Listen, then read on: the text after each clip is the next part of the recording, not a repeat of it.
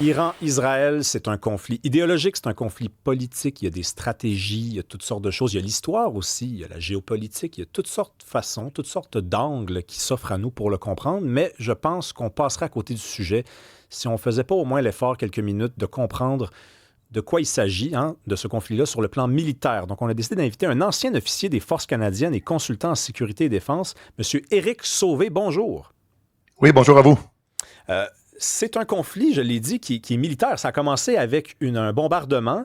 C'est des stratégies militaires. Il y a des soldats qui sont Oui. impliqués là. Est-ce que vous trouvez, là, juste rapidement de même, que Mhm. dans les médias, on couvre le dossier de la bonne façon?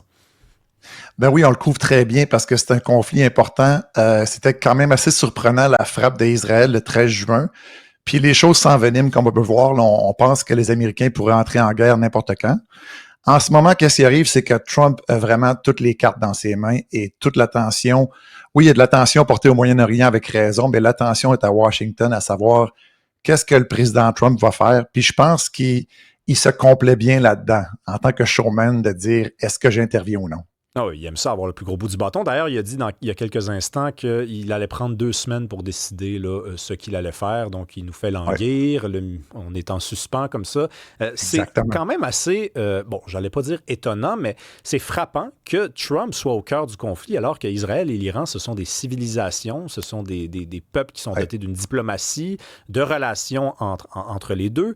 Mais Mhm. là, vraiment, on se rend compte que les Américains, même quand ils veulent se détacher de Ouais, l'image du gendarme, mais ils ont toujours une responsabilité quand même.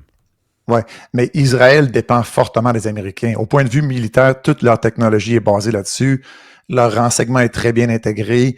Toutes les forces de frappe. En ce moment, Trump, quand il parle sur Truth Social, il parle de nous, il parle de we en anglais. Il parle d'une guerre comme si l'Amérique était déjà impliquée, quand c'est foncièrement l'Israël en premier, mais avec du matériel américain derrière. Là, on dit qu'Israël voudrait renverser le régime. Il y a d'autres gens qui disent non, Oui. Israël veut simplement nuire ou enfin saboter les efforts de l'Iran dans sa construction d'une force nucléaire. Vous, comment vous voyez les choses? Il y a plusieurs objectifs. Le premier, c'est vraiment de réduire la capacité du programme nucléaire iranien. Et puis, pour ça, pour vraiment bien faire les choses, Israël dépend des Américains. Donc, il se retourne vers l'Amérique pour frapper avec le fameux bunker buster, la grosse bombe que seulement l'Amérique a. Cependant, les idées de Netanyahou, c'est vraiment de faire tomber le régime des ayatollahs. Puis ça, c'est quelque chose qui pourrait engendrer des conséquences vraiment difficiles à imaginer. Là, la bombe que vous venez d'évoquer, là, c'est pas rien. C'est une bombe que donc seuls les Américains posséderaient. Oui. Bon, ça, j'imagine que les Chinois l'ont aussi, par contre. Là. De toute façon, non, mais les Chinois, de toute façon, n'ont pas l'habitude de révéler grand-chose à la face du monde. Ouais. Mais c'est une bombe qu'on peut lancer et qui frappe le sol et qui creuse pendant 60 mètres avant d'exploser. Non, mais juste sur le Oui. plan scientifique et de la confection, c'est absolument génial comme produit, là. Oui.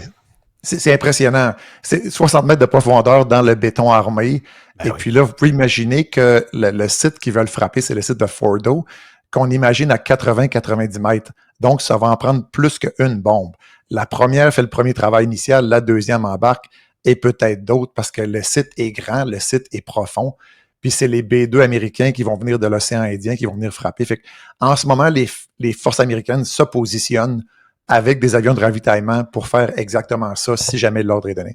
Là, il y a beaucoup de gens qui ont découvert qu'il y avait des tensions entre Israël et l'Iran. Puis c'est Oui. correct, on a d'autres choses à lire dont s'informer là, au Québec. Là.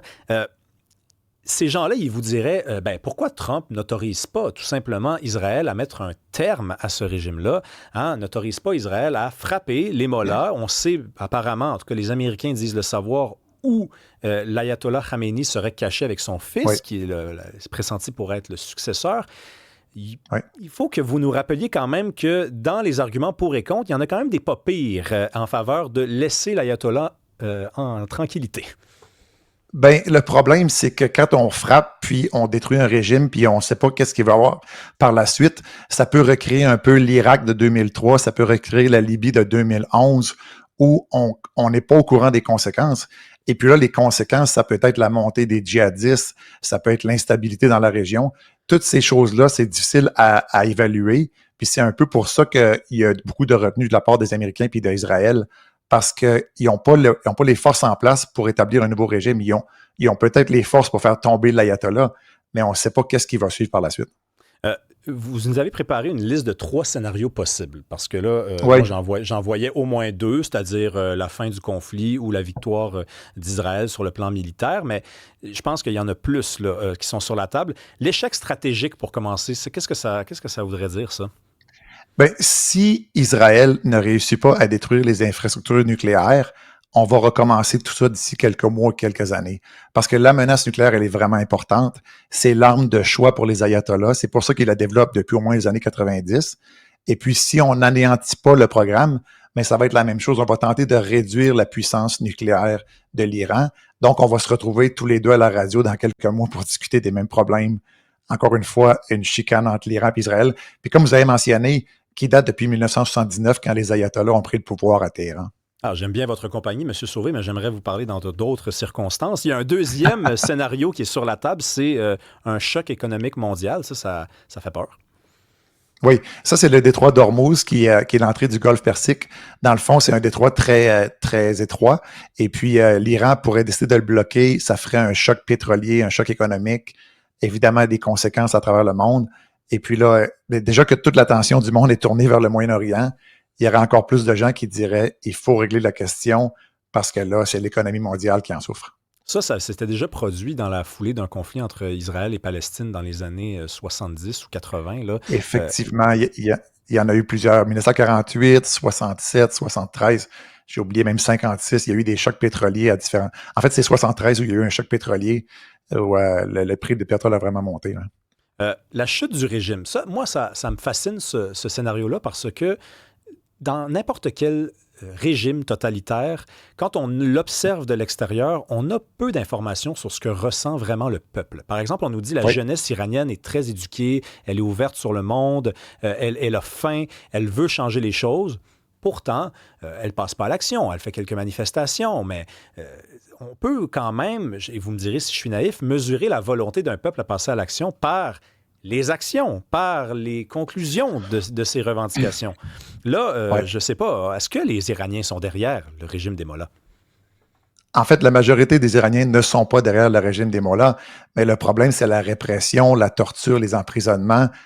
C'est facile pour la diaspora iranienne qui, en ce moment, dit « Oh, levez-vous, soulevez-vous », mais eux, ils sont à Paris, à Londres, à New York. Ils sont pas en danger d'être mis dans un cachot puis d'être torturés. Fait que le problème qu'on a en ce moment, c'est que, oui, les gens aimeraient se rebeller, mais dans un régime totalitaire, on peut pas s'allier, on peut pas se rencontrer. Et il peut toujours y avoir une taupe dans le groupe. Et puis, les conséquences sont la torture et la mort. On dit même que le fils du chat est caché en France. En tout cas, il est protégé par la Oui. France. Il vit une vie de pacha là-bas avec Et puis, il tweet. Il écrit à la jeunesse iranienne, « Rebellez-vous, allez dans la rue, continuez, je suis derrière vous », dit-il de Paris, de son appartement, hôtel particulier.